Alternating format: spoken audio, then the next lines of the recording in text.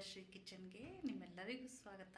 ಸ್ನೇಹಿತರೆ, ನಾನು cook with Shri YouTube ಚಾನಲ್ನ ನಾಗಶ್ರೀ ಕಿಚನ್ ಅಂತ ಚೇಂಜ್ ಮಾಡಿದ್ದೀನಿ.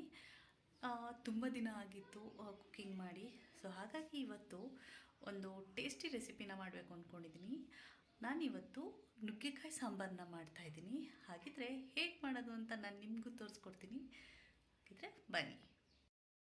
ನುಗ್ಗೆಕಾಯಿ ಸಾಂಬಾರು ಮಾಡೋದಕ್ಕೆ ಬೇಕಾಗಿರೋ ಇಂಗ್ರೀಡಿಯೆಂಟ್ಸು: ತೊಗರಿಬೇಳೆ, ನುಗ್ಗೆಕಾಯಿ, ಟೊಮ್ಯಾಟೊ, ಈರುಳ್ಳಿ, ಹಸಿಮೆಣಸಿನ್ಕಾಯಿ, ಕರ್ಬೇವಿನ ಸೊಪ್ಪು, ಚಿಟಿಕೆ ಅರಿಶಿನ, ಹಾಗೆ ರುಬ್ಕೊಳ್ಳೋದಕ್ಕೆ ಟೊಮ್ಯಾಟೊ, ಬ್ಯಾಡಗಿ ಮೆಣಸಿನ್ಕಾಯಿ, ಕೊಬ್ಬರಿ ತೊಗೊಂಡಿದ್ದೀನಿ. ನಿಮಗೆ ಬೇಕು ಅಂದರೆ ಕಾಯಿ ತೊಗೊಳ್ಳಿ, ಶುಂಠಿ, ಬೆಳ್ಳುಳ್ಳಿ.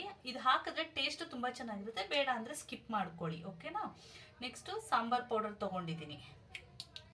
ಇಲ್ಲೂ ಒಂದು ಪಾತ್ರೆಗೆ ನುಗ್ಗೆಕಾಯಿ ಹಾಕ್ಕೊಳ್ತಾ ಇದ್ದೀನಿ.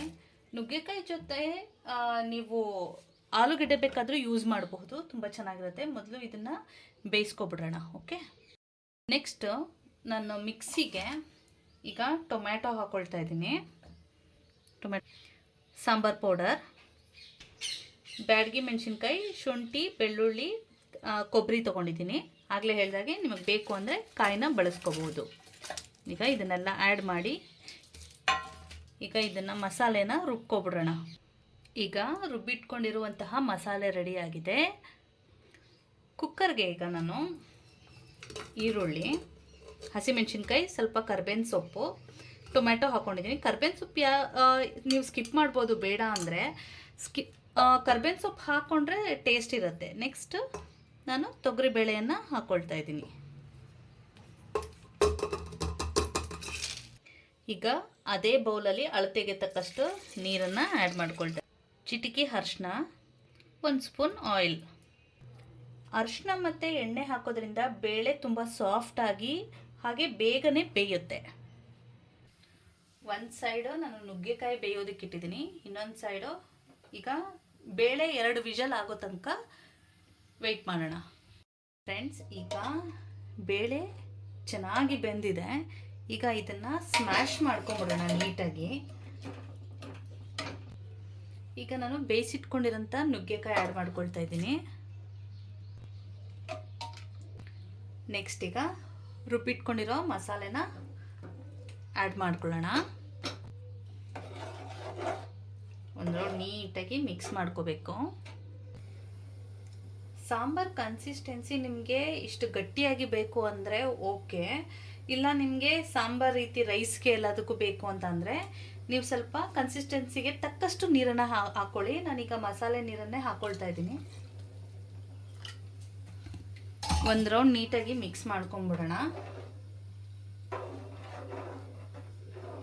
ನೆಕ್ಸ್ಟು ರುಚಿಗೆ ತಕ್ಕಷ್ಟು ಉಪ್ಪನ್ನು ಆ್ಯಡ್ ಮಾಡ್ಕೋಬೇಕು. ಮಸಾಲೆದು ಹಸಿ ಸ್ಮೆಲ್ ಹೋಗಿ ಈಗ ಸಾಂಬಾರು ಒಂದು 5 ಮಿನಿಟ್ಸು ಕುದಿಬೇಕು, ಓಕೆ. ಸಾಂಬಾರು ರೆಡಿಯಾಗಿದೆ.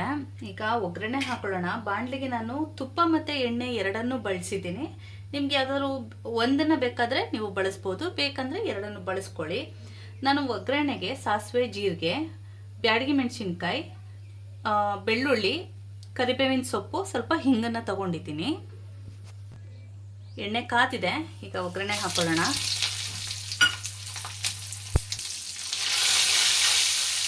ಒಗ್ಗರಣೆ ರೆಡಿಯಾಗಿದೆ.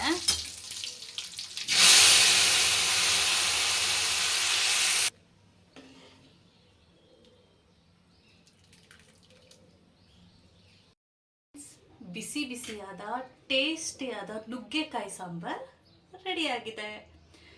ಈಗ ನಾನು ಫಸ್ಟ್ ಟೇಸ್ಟ್ ಮಾಡಿ ಹೇಗಿದೆ ಅಂತ ಹೇಳ್ತೀನಿ.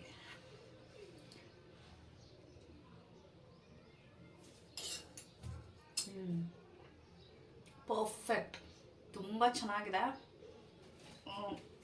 ನೀವು ಕೂಡ ಈ ರೆಸಿಪಿನ ಟ್ರೈ ಮಾಡಿ ನಿಮ್ಮ ಅನಿಸಿಕೆ ಅಭಿಪ್ರಾಯನ ನನಗೆ ಕಮೆಂಟ್ ಮುಖಾಂತರ ತಿಳಿಸ್ಕೊಡಿ.